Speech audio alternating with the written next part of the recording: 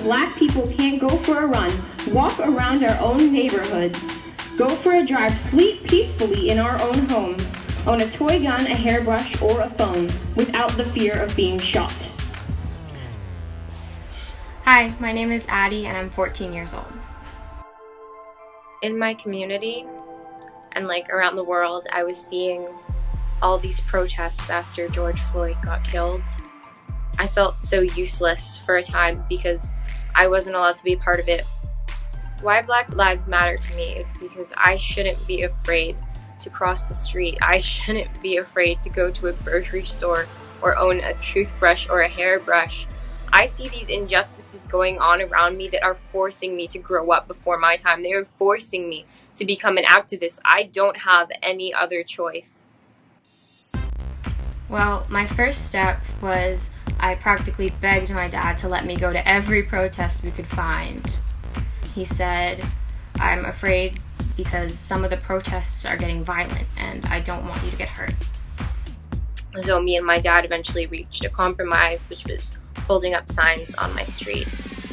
We had 10 people, and then 20.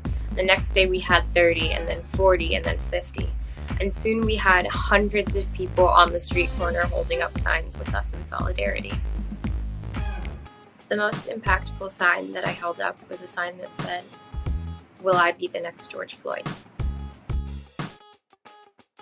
People told me, "You're only 14, you shouldn't be thinking these things." But I was only 14, and that was exactly the point. No 14-year-old should have to think things like that. So when we were holding signs, some of my friends came up to me and they said, "You should give a speech." Of course, we were standing on the side of a major street, but it got me thinking, and I went up to my dad and I said, "We should hold a rally. We have the numbers."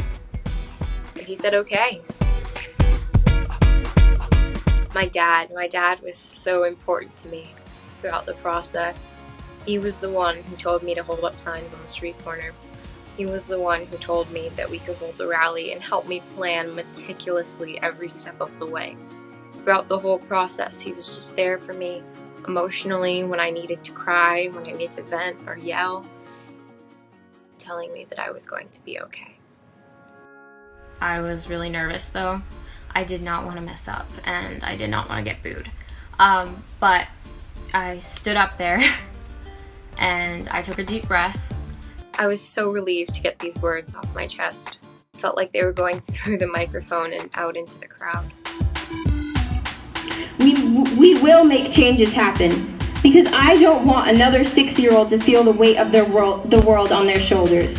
Because this is not a political issue to work from an angle. This is a matter of life and death.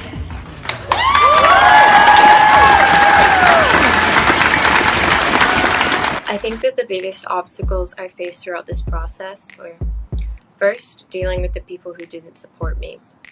So, throughout most of my childhood, I went to multiple predominantly white schools. But finally, with my speech, I got to say the things I never got to say to them. And if you're white, the most important thing you can do right now is listen. Change does not stop here. Every single thing you do matters. Every dollar you donate to a Black charity matters. Every time you attend a protest and every single petition you sign matters. I didn't think that I, as a 14-year-old girl, could do anything to help, and yet here you all are. I used to be very afraid of speaking my mind, but when I finished my speech and I saw people applauding me and I saw people looking up at me and finally some of them understanding, I realized that the risks, the fears that I had, people booing me when I was on the stage, were completely unfounded because I had so much support, and I just really learned that it's so important to use your voice even when you are afraid, because I made a difference and everyone can make a difference. Because no lives matter until Black lives matter. And America won't be the land of the free until Black Americans are granted the most basic right. The right to live.